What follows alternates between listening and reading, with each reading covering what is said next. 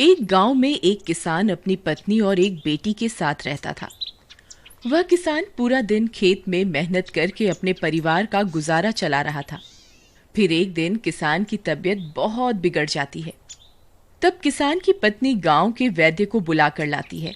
वैद्य किसान की नब्ज देखते हैं, लेकिन उन्हें कुछ समझ नहीं आता कि मोहन को क्या बीमारी हुई है। इसी तरह दिन बीतते जाते हैं और मोहन की तबीयत लगातार बिगड़ती जाती है और वह दिन ब दिन कमजोर होता जाता है। वह इतना कमजोर हो जाता है कि अब उसे बिस्तर से उठने में भी बहुत मेहनत करनी पड़ती। उसकी यह हालत देखकर उसकी पत्नी और बेटी बहुत उदास हो जाते हैं। फिर एक दिन किसान की बेटी मीरा अपने घर से निकलकर गांव के स्कूल में पढ़ाने जा रही होती है। तभी कुछ मनचले उसे छेड़ने लगते हैं। ओ मेरी राम प्यारी, किधर चली? आजा मेरी गाड़ी में बैठ जा, तुझे सैर करा दूंगा।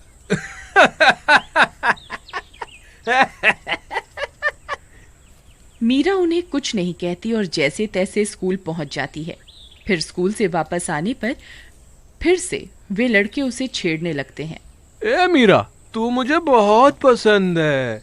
अपने बाबा को बोल कि वो तेरी शादी मुझसे करवा दे, नहीं तो मैं तुझे तेरे घर से उठा लूंगा।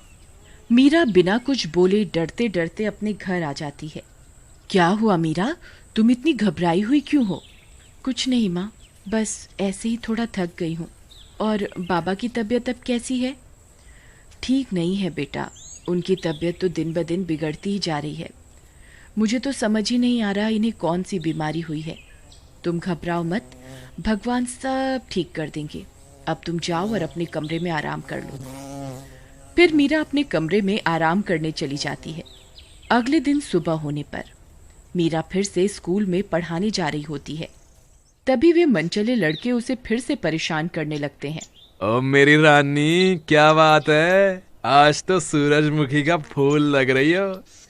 चलो मेरे साथ, तुम्हें गांव की सैर करा देता हूँ। तभी एक मनचला जबरदस्ती उसका हाथ पकड़ लेता है और जबरदस्ती उसे अपनी बैलगाड़ी में बैठने को बोलता है। मुझे छोड़ दो, नहीं तो मैं अपने बाबा को बोल दूंगी। अरे हम तो डर गए। हे भगवान, हमें बचाओ। अगर इसके बाबा यहाँ आ गए तो हम सबकी खैर नहीं। अरे तुम्हारे बाबा अपने बिस्तर से उठ तो सकते नहीं है, भला वो यहाँ आकर हमारा क्या बिगाड़ लेंगे?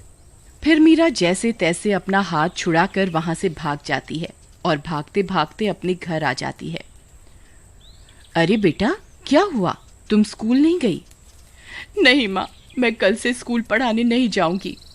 क्या हुआ बेटा, तुम ऐसे क्यों कह रही हो? माँ, रास्ते में कुछ गुंडे मुझे रोज छेड़ते हैं, मुझे रोज परेशान करते हैं। बोलते हैं अगर मैंने उससे शादी नहीं की तो वो मुझे उठा कर ले जाएगा।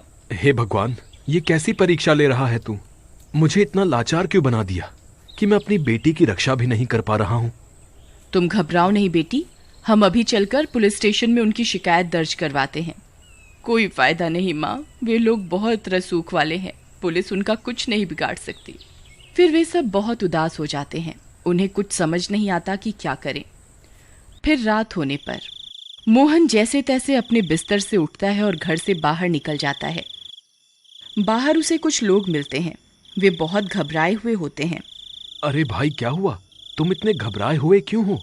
अरे भैया मोहन, क्या बताएं, हम जंगल के रास्ते से आ रहे थे, तभी उस पुरानी गुफा के पिशाच ने हम पर हमला कर दिया। हम दोनों किसी तरह वहां से अपनी जान बचा कर आए हैं। रात बहुत हो गई है, आप भी अपने घर के अंदर चले जाइए, कहीं वो पिशाच हमारा पीछा करते करते यहाँ ना पहुंच जाए। इतना बोलकर वे दोनों वहां से चले जाते हैं। यार, मैं तो वैसे ही अपनी जिंदगी से परेशान हूँ, भला वो पिशाच मेरा क्या बिगाड़ लेगा? हे भगवान, कल सुबह वो लड़के फिर मीरा को परेशान करेंगे। मुझे कोई तो रास्ता दिखाओ जिससे मैं अपनी बेटी की रक्षा कर सकूं। गांव वाले बोलते हैं कि ये पिशाच बहुत शक्तिशाली है, क्यों ना इसी के पास जाकर मदद मांगी जाए। वैसे भी मेरी जिंदगी के कुछ ही दिन शेष बचे हैं, अगर उसने मेरी जान ले भी ली तो क्या फर्क पड़ेगा? इतना सोचकर वह जंगल में उस पिशाच की तलाश में निकल पड़ता है। बहुत देर इधर उधर ढूंढने पर उसे वह पुरानी गुफा दिखाई देती है। लगता है यही उस पिशाच की गुफा है। फिर वह उस गुफा के अंदर चला जाता है। हे पिशाच, तुम कहाँ हो? मैं तुम्हारी ही तलाश में यहाँ आया हूँ। तभी वहां से बहुत डरावनी डरावनी आवाजें आने लगती हैं। कौन है जो मेरी तलाश में यहाँ आया है? आज तक किसी की हिम्मत नहीं हुई इस गुफा के अंदर आने की, और एक तुम हो कि मेरी तलाश करते करते यहाँ चले आए। तुम बहुत हिम्मत वाले लगते हो। हे पिशाच, मैं अपनी बेटी की रक्षा करना चाहता हूँ, लेकिन बीमारी की वजह से मैं इतना कमजोर हो गया हूँ कि अपनी बेटी की रक्षा भी नहीं कर पा रहा हूँ। मुझे लगता है मैं तुम्हारी मदद कर सकता हूँ और तुम मेरी मदद कर सकते हो। मुझे तुम्हारे जैसे हिम्मत वाले आदमी का ही इंतजार था जो मेरे श्राप को अपने ऊपर ले सके और मैं इस अंधेरी गुफा से आजाद हो सकूं। भला ये कैसे हो सकता है? तुम मेरा खून पी लो, जिससे तुम्हें अपार शक्ति का एहसास होगा और उन शक्तियों की मदद से तुम अपने दुश्मनों को हरा पाओगे और बदले में मैं आजाद हो जाऊंगा। बोलो, तुम्हें मंजूर है? ठीक है, मैं अपने परिवार की रक्षा के लिए कुछ भी करने को तैयार हूं। तो ठीक है, तैयार हो जाओ। फिर पिशाच अपना खून निकालकर मोहन को देता है और जैसे ही मोहन उस पिशाच का खून पीता है, उसमें बहुत सारी शक्तियां आ जाती हैं और वह पिशाच श्राप मुक्त हो जाता है। मोहन, तुम्हारा बहुत बहुत धन्यवाद जो तुमने मेरा श्राप अपने ऊपर ले लिया। अब मैं भी एक आम आदमी की तरह जिंदगी बिता पाऊंगा। अब मुझे जाने की आज्ञा दो, लेकिन याद रहे तुम अब एक पिशाच हो। अगर तुम दिन की रोशनी में बाहर गए तो जलकर राख हो जाओगे। ठीक है, मुझे पता है अब मेरी जिंदगी का क्या मकसद है। इतना बोलकर वह पिशाच वहां से चला जाता है। फिर अगले दिन सुबह होने पर मीरा और उसकी माँ अपने पति को घर में ना पाकर बहुत परेशान हो जाते हैं। माँ, बाबा कहाँ चले गए? पता नहीं बेटा, वह तो खुद अपने बिस्तर से उठ भी नहीं सकते, पता नहीं कहाँ चले गए। फिर वे दोनों अपने बाबा को ढूंढने लगते हैं। तभी उनका सामना उन मंचलों से हो जाता है। आओ मेरी रानी, आज तुम दोनों को ही सैर करा देते हैं। आ जाओ, मेरी बैलगाड़ी में बैठ जाओ। माँ, ये वही लड़के हैं जिनके बारे में मैंने आपको बताया था। वहीं दूसरी तरफ मोहन पिशाच बन चुका होता है और अपनी शक्तियों की मदद से वह सब देख रहा होता है कि किस तरह वे गुंडे उसकी बेटी और पत्नी को सता रहे होते हैं। हे भगवान, मुझे इतनी शक्तियां देने का क्या फायदा अगर मैं इनका इस्तेमाल ही नहीं कर सकता। अगर मैं धूप में इस गुफा से बाहर निकला तो जलकर खाक हो जाऊंगा। हे भगवान, अब आप ही मेरी रक्षा कीजिए। तभी डरावनी डरावनी आवाजें आने लगती हैं। आसमां में अचानक से काले बादल छा जाते हैं। हर तरफ अंधेरा हो जाता है। अरे बाप रे, ये कैसी आवाजें हैं? ये अचानक से इतना अंधेरा कैसे हो गया? तेरा लाख लाख शुक्र है भगवान, तेरी शक्तियां अपरंपार हैं। फिर वह पिशाच उस गुफा से निकलता है और वहां पहुंच जाता है।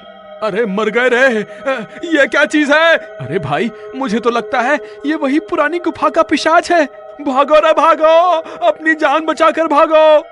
फिर वे लड़के वहां से भागने लगते हैं। अरे भागते कहाँ हो बदमाशो, तुमने बहुत मासूम लड़कियों को सताया है, अब तुम्हारा अंत आ गया है। अरे मर गए रे, हमें माफ कर दो, हम कभी कभी भी किसी लड़की को नहीं सताएंगे। हे पिशाच जी, हमें माफ कर दो, आज से हमारी लड़की को अपनी बहन समझेंगे। फिर पिशाच उन लड़कों को उनकी गलती की सजा देता है और वापस अपनी पत्नी और बेटी के पास जाता है। मीरा और उसकी माँ उसे देखकर बहुत डर जाते हैं। डरो नहीं मीरा। हाँ मीरा, मैं तुम्हारा बाबा ही हूँ। बेटा, अपने परिवार की रक्षा करने के लिए मुझे ये कदम उठाना पड़ा। अब कभी भी ये लड़के तुम्हें तंग नहीं करेंगे। मैंने अपना फर्ज पूरा कर दिया है, अब मैं शांति से मर सकूंगा। हे भगवान, मेरा काम पूरा हो गया है, आपका बहुत बहुत धन्यवाद। तभी आसमां से काले बादल छटने लगते हैं और सूरज निकल आता है। अलविदा मेरी बेटी, अपना ख्याल रखना और जिंदगी में जरूर कुछ बन के दिखाना। फिर सूरज की गर्मी से वह पिशाच जलने लगता है और खाक में बदल जाता है और इस तरह एक बाप अपनी जान देकर अपना फर्ज निभाता है।